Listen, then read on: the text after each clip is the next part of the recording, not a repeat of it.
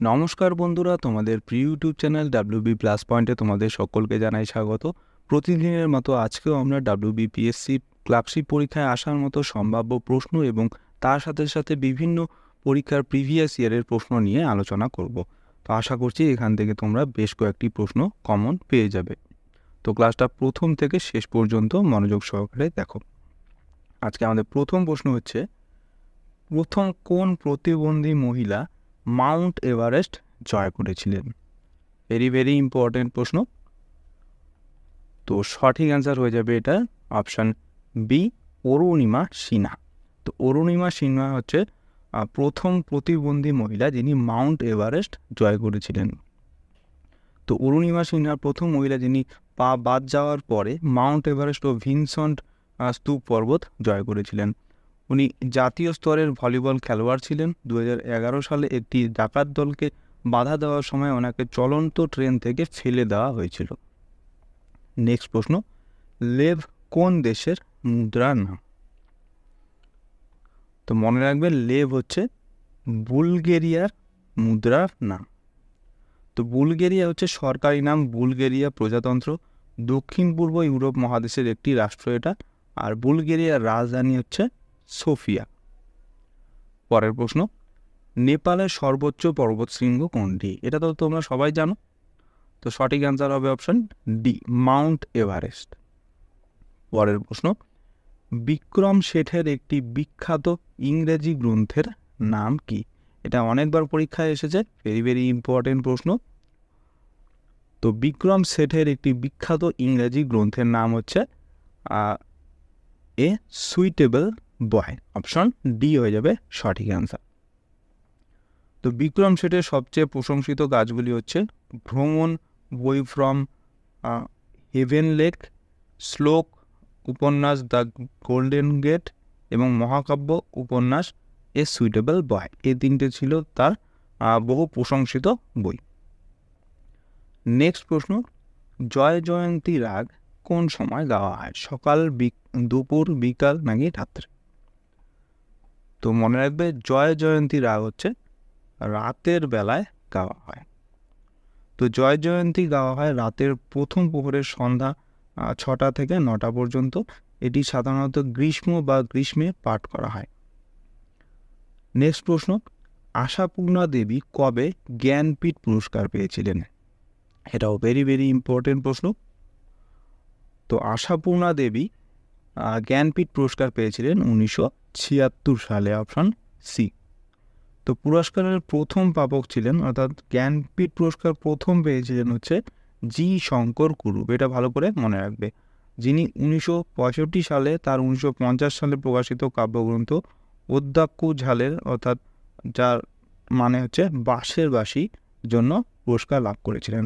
আর আশাপূর্ণা দেবী ছিলেন 1976 সালের জ্ঞানপীঠ পুরস্কার বিজয়ী প্রথম নারী। নেক্সট প্রশ্ন, ভারতের সাহিত্য জগতে সর্বশ্রেষ্ঠ সম্মানের নাম কি? তো এখনই পড়ানো হলো, এটা ভেরি ভেরি ইম্পর্ট্যান্ট প্রশ্ন।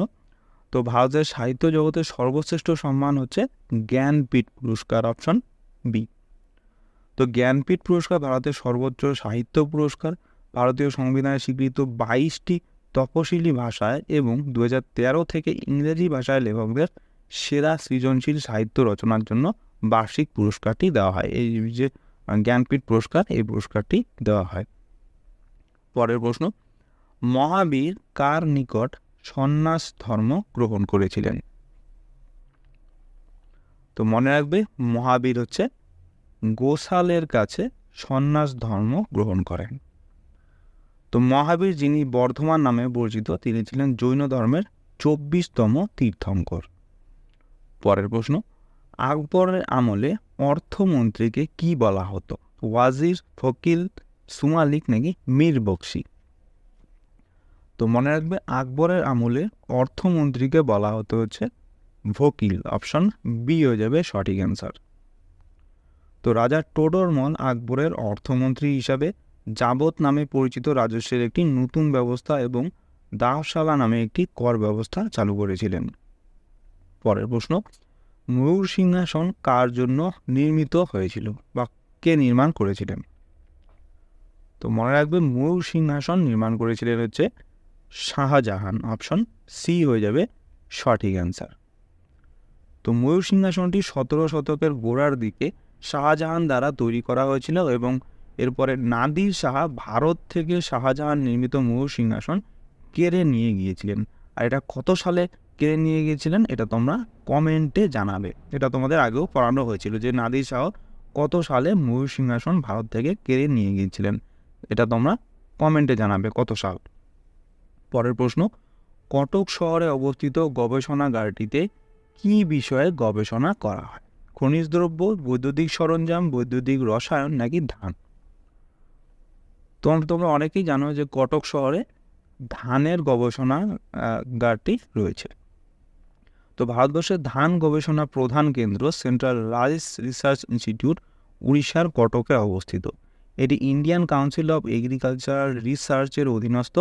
1946 সালের 23শে এপ্রিল কটকের বিদ্যাধরপুরে প্রায় 60 হেক্টর পরীক্ষামূলক কৃষি জমি নিয়ে এটি স্থাপন করা হয়েছিল। পরের প্রশ্ন, ভারতের কোন জেলাটি আয়তনে সব থেকে ছোট? তো সঠিক অ্যান্সারটি হয়ে যাবে এখানে অপশন এ মাহে। তো মাহে জেলাটি হচ্ছে সব থেকে ছোট ভারতের মধ্যে। তো পন্ডিচেরির মাহে দেশের সব থেকে ছোট জেলা, যার আয়তন হচ্ছে 9 বর্গ কিলোমিটার। ভারতের 2011 সালের জনগণনায় 640টি জেলা ছিল এবং এই 640টি জেলার মধ্যে এই মাহে হচ্ছে সব থেকে ছোট জেলা। আর থানে হচ্ছে মহারাষ্ট্রের থানে দেশের জনসংখ্যার ভিত্তিতে সব থেকে বৃহত্তম জেলা, এটাও ভালো করে মনে রাখবে। পরের প্রশ্ন, ডান্ডিয়া কোন প্রদেশের বিখ্যাত নৃত্য?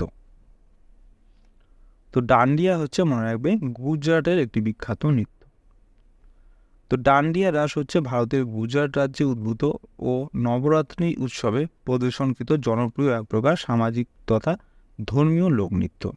রাজস্থানের মারোয়ার অঞ্চলেও এই নৃত্য প্রদর্শন করা হয়। পরের প্রশ্ন, কামসূত্র এর রচয়িতা কে?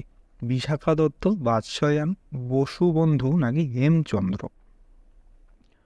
তো কামসূত্রের রচয়িতা হচ্ছে মনে রাখবে বাৎসয়ায়ন। অপশন বি হবে সঠিক অ্যান্সার। তো মল্লনাগ বাৎসয়ায়ন ছিলেন বেদজ্ঞ ভারতীয় দার্শনিক। ধারণা করা হয় তিনি গুপ্ত যুগের 4র্থ থেকে 6ষ্ঠ শতাব্দী ভারতে বর্তমান ছিলেন। পরের প্রশ্ন, কত সালে সাহিত্য একাডেমি স্থাপিত হয়েছিল? তো সাহিত্য একাডেমি পুরস্কার স্থাপিত হয়েছিল 1954 সালে। Option B.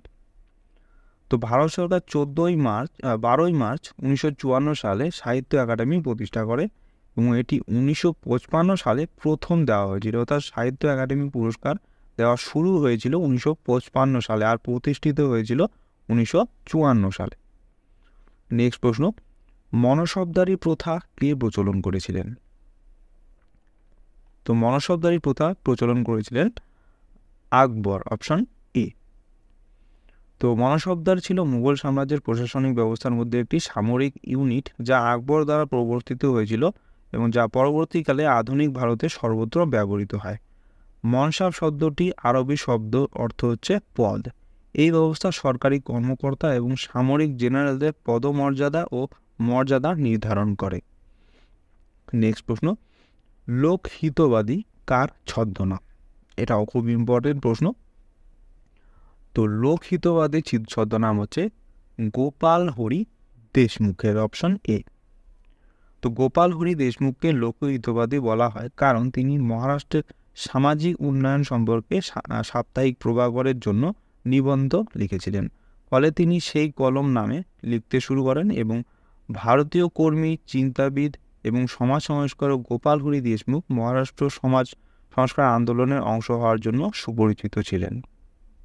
পরের প্রশ্ন, মহাকাশ থেকে পৃথিবীতে পতিত বস্তু হলো কোনটি? ধূমকেতু, উল্কা, পাথর নাকি কোনোটিই নয়? তো মহাকাশ থেকে পৃথিবীতে পতিত বস্তুর নাম হচ্ছে উল্কা। Option B. তো উল্কা হচ্ছে একটি ছোট পাথুরে বা ধাতব বস্তু যা কিনা ধূমকেতুর অংশবিশেষ। কক্ষপথ থেকে বিচ্যুত হয়ে পৃথিবীর বায়ুমণ্ডলে প্রবেশ করে ঘর্ষণে জ্বলে উঠলে তাকে তখন উল্কা বলা হয়। পরের প্রশ্ন, পৃথিবীর কসাইখানা নামে পরিচিত কোন স্থান? তো পৃথিবীর কসাইখানা কোন স্থানকে বলা হয়? তো অ্যান্সার হয়ে যাবে অপশন সি, শিকাগোকে পৃথিবীর কসাইখানা বলা হয়। পরের প্রশ্ন, মুখ্যমন্ত্রীকে কে নিয়োগ করেন? রাজ্যপাল, রাষ্ট্রপতি, সুপ্রিম কোর্টের প্রধান বিচারপতি, হাইকোর্টের প্রধান বিচারপতি? কোনটা অ্যান্সার হবে? এটাও খুব খুব ইম্পর্টেন্ট প্রশ্ন, তোমাদের পরীক্ষায় আসতে পারে এবং এটা অনেকবার পরীক্ষায় এসেছে। তো মনে রাখবে, মুখ্যমন্ত্রীকে নিয়োগ করেন হচ্ছে রাজ্যের রাজ্যপাল, অপশন এ। তো ভারতীয় সংবিধানের 164 অনুচ্ছেদ অনুসারে রাজ্যপাল একজন মুখ্যমন্ত্রীকে নিয়োগ করেন। রাজ্যের মুখ্যমন্ত্রী নির্বাচন করা হয় সেই দলগুলির নেতাদের মধ্য থেকে যেগুলি বিধানসভা নির্বাচনে প্রদত্ত ভোটের সংখ্যাগরিষ্ঠতা পেয়েছে। আর মুখ্যমন্ত্রীর প্রকৃত কার্যনির্বাহী কর্তৃত্ব রয়েছে, আর রাজ্যপাল রাজ্যের কার্যত প্রধান হিসেবে দায়িত্ব পালন করেন। আর মুখ্যমন্ত্রীর মেয়াদ নির্দিষ্ট নয় এবং তিনি রাজ্যপালের সন্তুষ্টির সময় পদে অধিষ্ঠিত হন। পরের প্রশ্ন, সংবিধান রচনার খসড়া সমিতির সভাপতি কে ছিলেন? এটাও খুব ইম্পর্টেন্ট প্রশ্ন, এটা অনেকবার পরীক্ষায় আসে। তো সংবিধান রচনার খসড়া সমিতির সভাপতি ছিলেন হচ্ছে doctor B R. Ambedkar, option C. তো ভারতের গণপরিষদ কমিটি, যেটি 29শে আগস্ট 1947 সালে প্রতিষ্ঠিত হয়েছিল, সভাপতি ডক্টর বাবা সাহেব আম্বেদকর ভারতীয় সংবিধান পরিষদের শেষ খসড়া পেশ করেন।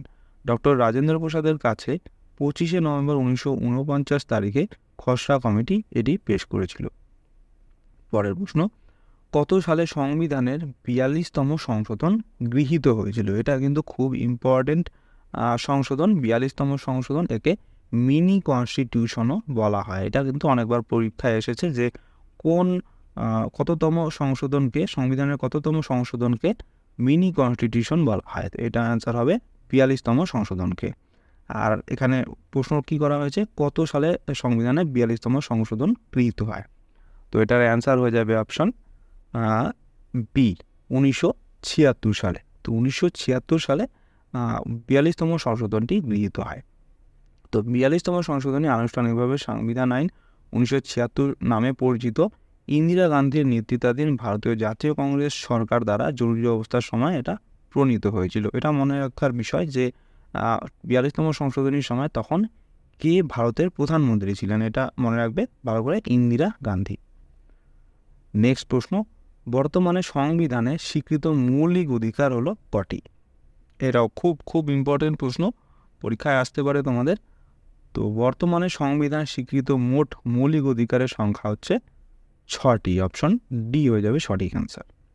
তো এই 6টি মৌলিক অধিকার হচ্ছে, মনে রাখবে, সমতার অধিকার, যেটা রয়েছে 14 নম্বর থেকে 18 নম্বর অনুচ্ছেদে, স্বাধীনতার অধিকার 19 থেকে 22, শোষণের বিরুদ্ধে অধিকার 23 থেকে 24, ধর্মীয় স্বাধীনতার অধিকার 25 থেকে 28, সাংস্কৃতিক ও শিক্ষাগত অধিকার রয়েছে 29 থেকে 30-এর মধ্যে, আর সাংবিধানিক প্রতিকারের অধিকার রয়েছে 32 নম্বর অনুচ্ছেদে। এগুলো ভালো করে মনে রাখবে, এটা কত থেকে কত অনুচ্ছেদের মধ্যে রয়েছে, এগুলো খুব ভালো করে মনে রাখবে। এই পোর্শনটা, ছকটা খুব ইম্পর্টেন্ট, ভালো করে মনে রাখবে, পারলে এটা স্ক্রিনশট নিয়ে রাখতে পারো তোমরা।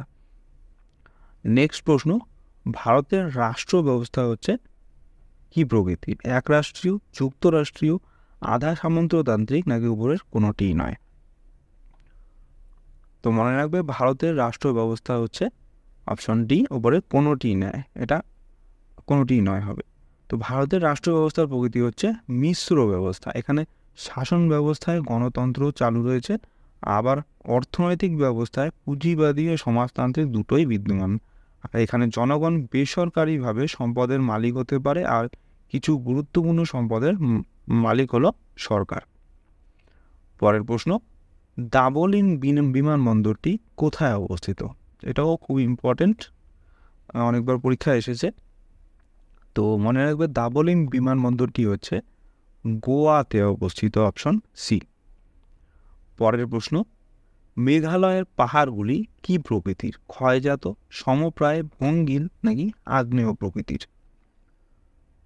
তো মেঘালয়ে যে পাহাড়গুলি রয়েছে, গারো, খাসি এবং জয়ন্তিয়া, এই পাহাড়গুলো হচ্ছে ভঙ্গিল পর্বত, অপশন সি হয়ে যাবে সঠিক অ্যান্সার। পরের প্রশ্ন, ভারতের একটি আগ্নেয় দ্বীপের নাম? তো অপশনগুলির মধ্যে কোনটা ভারতের একটি আগ্নেয় দ্বীপের নাম? তো সঠিক অ্যান্সার হয়ে যাবে এখানে অপশন এ, নারকন্ডাম। তো ভারতের দুটি আগ্নেয় দ্বীপ রয়েছে, এগুলো হচ্ছে নারকন্ডাম এবং ব্যারেন।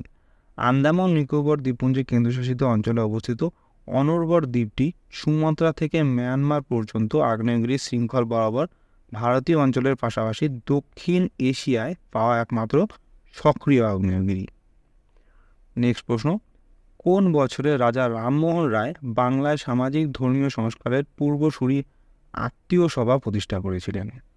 তো এখানে জানতে চাওয়া হচ্ছে যে রাজা রামমোহন রায় আত্মীয় সভা কত সালে প্রতিষ্ঠা করেছিলেন?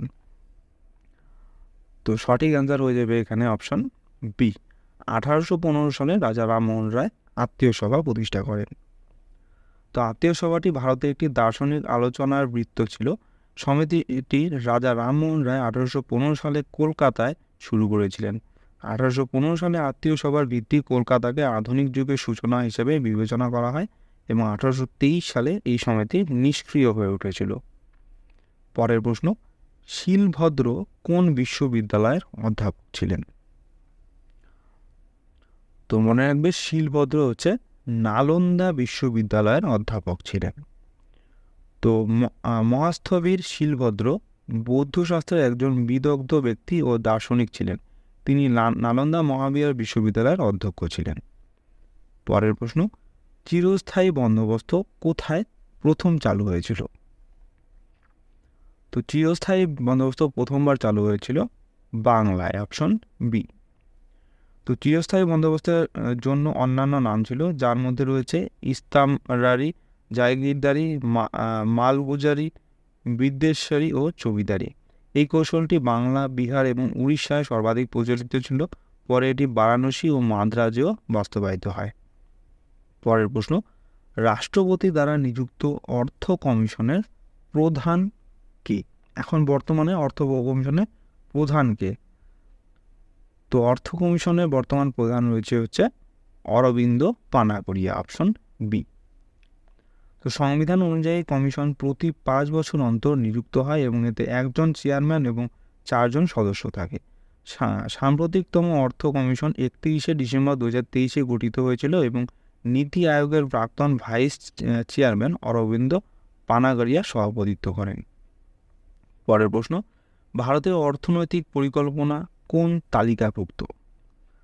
যৌথ তালিকা, কেন্দ্রীয় তালিকা, রাজ্য তালিকা নাকি কোনোটি নয়?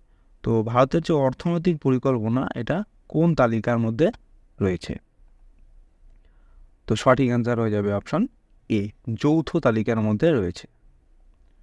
নেক্সট প্রশ্ন, বিমা ক্ষেত্রে বিদেশি বিনিয়োগের হার কত করা হয়েছে?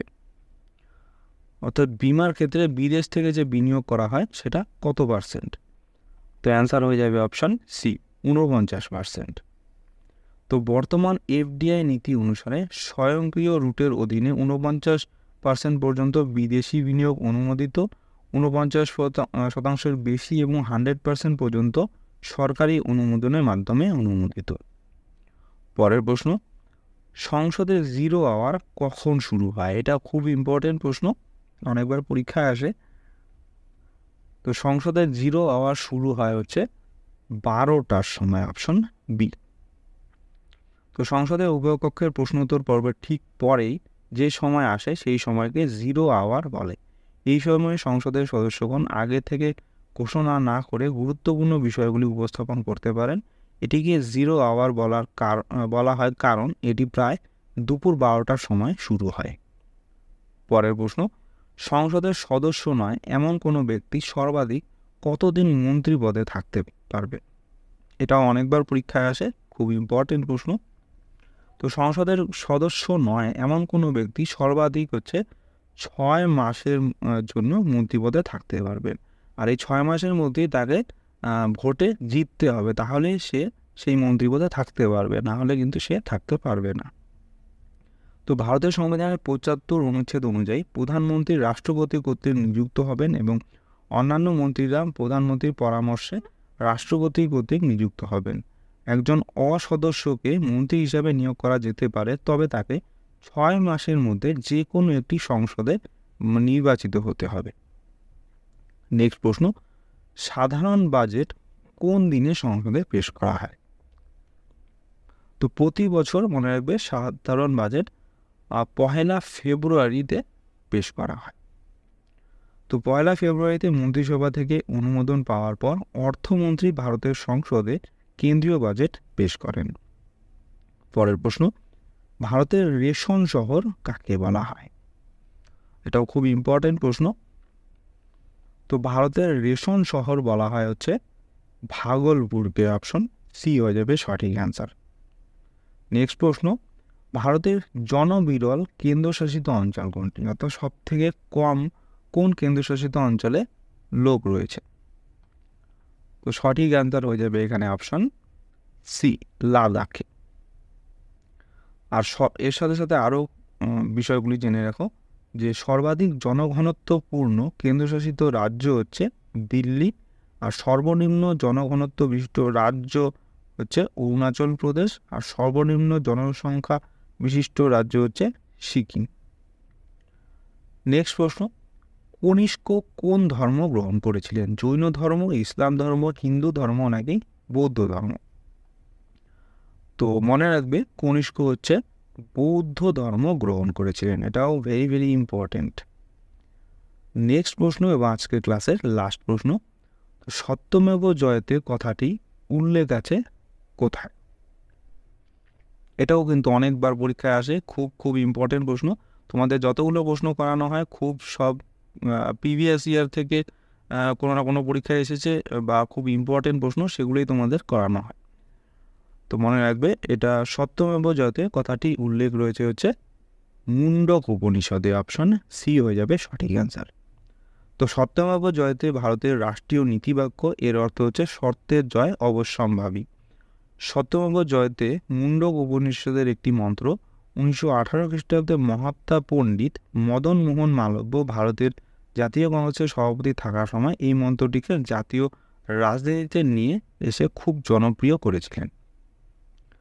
তো বন্ধুরা, এই ছিল আজকে আমাদের WBPSC ক্লার্কশিপের স্পেশাল জিকে ক্লাস। তোমাদের কেমন লাগলো অবশ্যই কমেন্ট করে জানাবে। ভালো লেগে থাকলে অবশ্যই একটি লাইক করবে এবং চ্যানেলে নতুন হয়ে থাকলে চ্যানেলটিকে অবশ্যই সাবস্ক্রাইব করে রাখবে এরকম আরও ক্লাসের জন্য। তো তোমাদের সাথে দেখা হচ্ছে নেক্সট ক্লাসে। ধন্যবাদ।